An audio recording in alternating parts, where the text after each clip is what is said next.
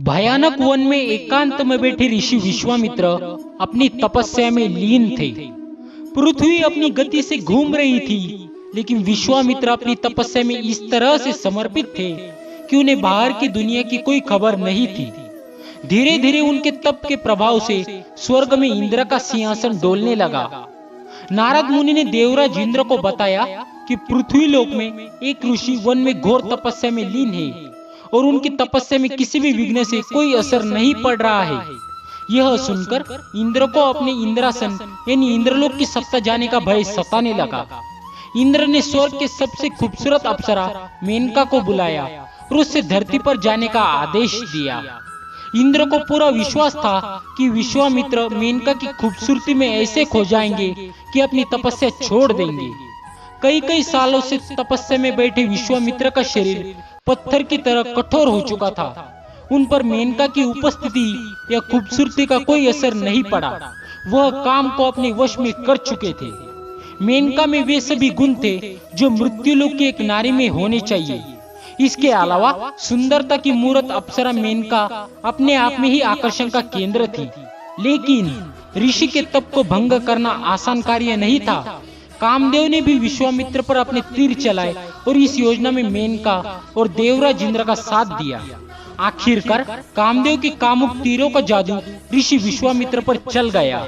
वह मेनका के रूप और सौंदर्य की ओर ऐसे आकर्षित हुए कि तपस्या से उठ खड़े हुए।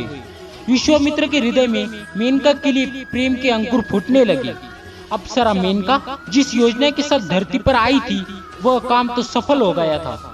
ऋषि की तपस्या भंग हो चुकी थी, लेकिन अब वह भी मन में उनके प्रति प्रेम के अनुभव करने लगी थी। मेनका ने अपने बारे में ऋषि को कुछ नहीं बताया। उसे उनके क्रोध से डर लगता था। कुछ समय बाद दोनों ने शादी कर ली। मेनका को यह भी डर था कि अभी अगर वह विश्वामित्र का साथ छोड़कर गई तो वह दोबारा तपस्या में बैठ सकते हैं। उनके साथ गृहस्थ आश्रम बिताने के कुछ वर्षों बाद मेनका ने एक पुत्री को जन्म दिया। अब सन्यासी विश्वामित्र पूरी तरह से गृहस्थ बन चुके थे।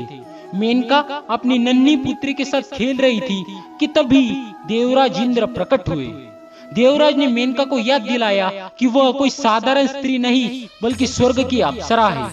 इंद्र ने कहा कि अब धरती पर उसका काम खत्म हो चुका है, इसलिए वह स्वर्ग लौट जाए।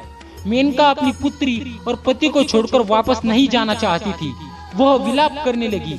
इंद्र ने मेनका से कहा, अगर तुम स्वर्ग नहीं लौटी तो मैं तुम्हें पत्थर की शिला बना दूंगा। मेनका ने इसके बाद ऋषि विश्वामित्र को बताया कि वह स्वर्गलोक की अप्सरा है और उनकी तपस्या भंग करने के लिए देवताओं ने उन्हें धरती पर भेजा था। यह सुनकर विश्वामित्र बहुत दुखे हुए। मेनका ने अपनी पुत्री को वही छोड़कर उनसे विदा ले ली। विश्वामित्र ने उस कन्या को जंगल में एक ऋषि के आश्रम छोड़ दिया। बाद में वही कन्या शकुंतला नाम से जानी गई। तो दोस्तों, आशा है आपको आज का हमारा यह वीडियो पसंद आया होगा।